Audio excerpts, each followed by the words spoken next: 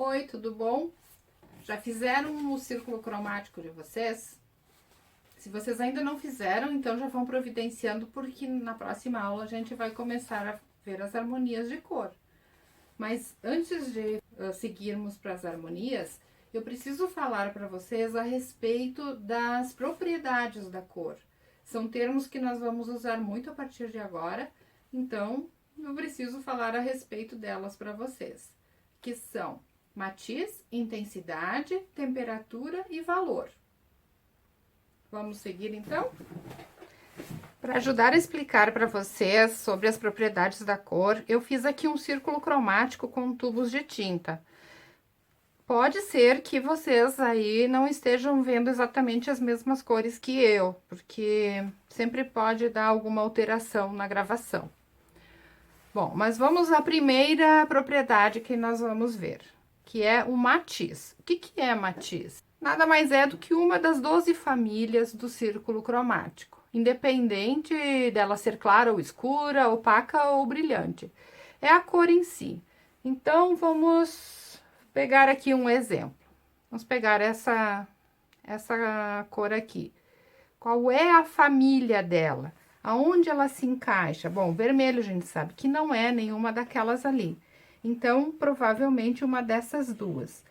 Essa eu acredito que não seja o vermelho violeta, porque está muito vermelhado aquele. E eu acredito, então, que a família dela seja o violeta. O matiz, tanto de uma quanto da outra, é violeta. Essa outra aqui, qual seria a família dela? Provavelmente uma dessas duas. Essa tem um violeta junto, então minha opinião é que ela se encaixa aqui no azul. O matiz, tanto de uma quanto da outra, é azul. E assim por diante. Todas as cores, elas se encaixam numa dessas 12 famílias, e isso a gente chama de matiz. Vamos ver então sobre intensidade. A intensidade está relacionada com o grau de pureza de uma cor. Quanto menos mistura tiver nessa tinta, mais intensa, mais pura ela será. Algumas palavras que a gente usa para falar a respeito da intensidade de uma cor ela é brilhante, opaca, pura, intensa, saturada, neutralizada. Então, quanto mais pura, sem adição de branco, preto, um tom terra, um cinza ou a sua complementar, mais pura será. Deixa eu pegar um exemplo aqui para vocês compreenderem. Vamos pegar esses dois tons de azul aqui. Um é claro, o outro escuro, mas os dois são de baixa intensidade, porque num foi acrescentado provavelmente branco, para ele ficar clarinho, e o outro foi acrescentado, digamos que tenha sido preto, tá? Então, foi neutralizado também. Digamos que os dois fossem dessa intensidade. Então, num nós adicionamos branco para ficar clarinho, e no outro preto para ficar escuro. E os dois tiveram a sua intensidade rebaixada. Eles não são intensos. Então, a intensidade não tem nada a ver com o quanto ela é clara ou escura.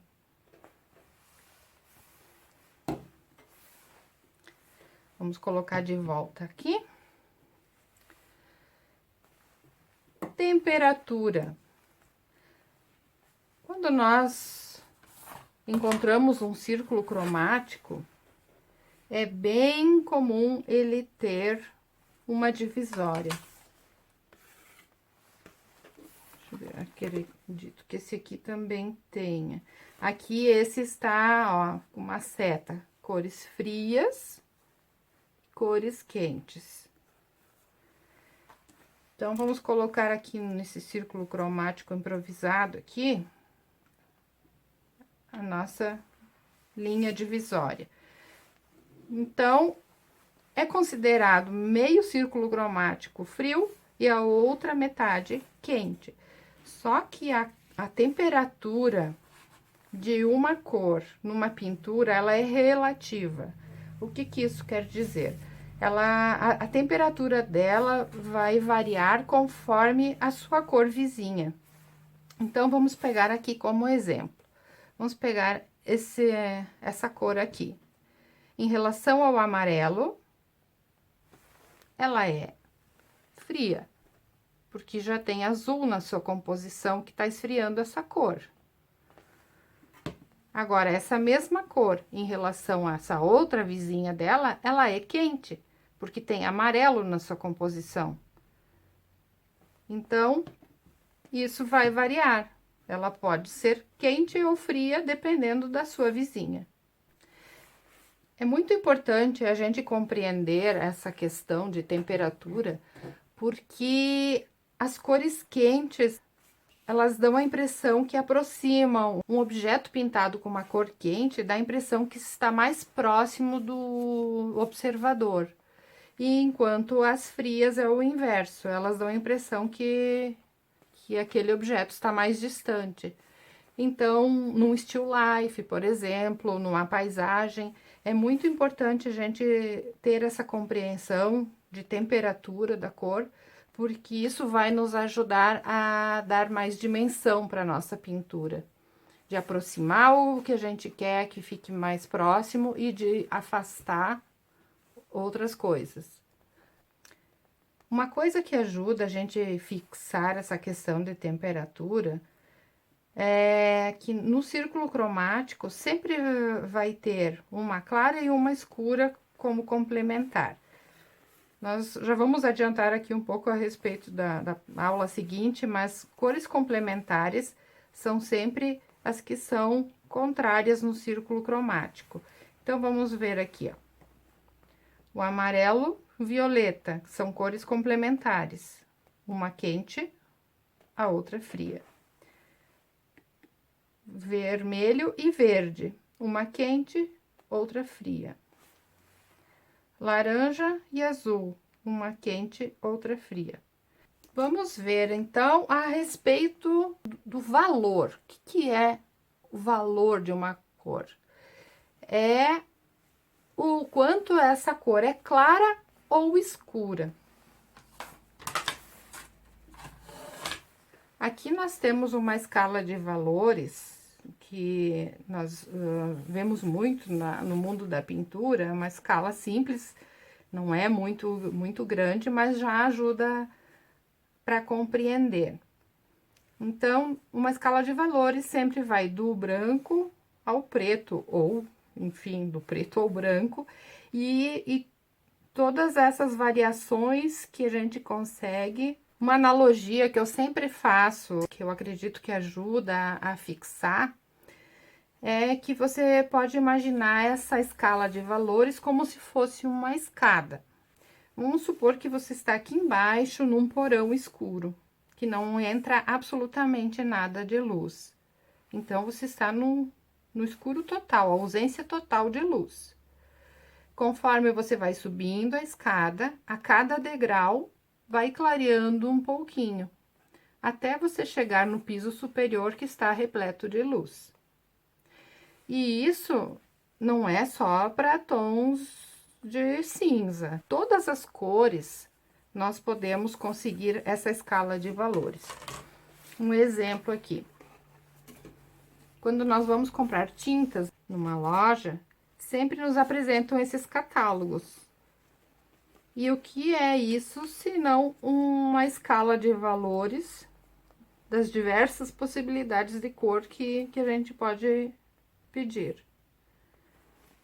Então, não importa a cor, todas elas a gente consegue uma escala de valores, do claro para o escuro e as suas variações no meio do caminho. Para vocês perceberem o quanto isso é importante, só com claro e escuro a gente consegue dar volume para os objetos que a gente pinta. nós não precisamos de cor.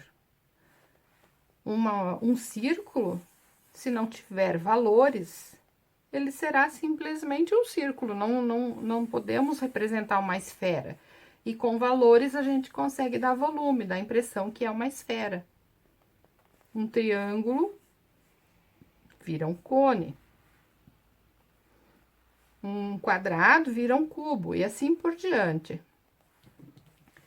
Vou colocar para vocês aqui uma fotografia colorida. E agora vou colocar a mesma fotografia em preto e branco. Vocês observaram que, independente de ter ou não cor, a fotografia em preto e branco, que só tem valores, ela não perde o seu volume, a sua profundidade. Então, sabermos trabalhar com valores é muito importante.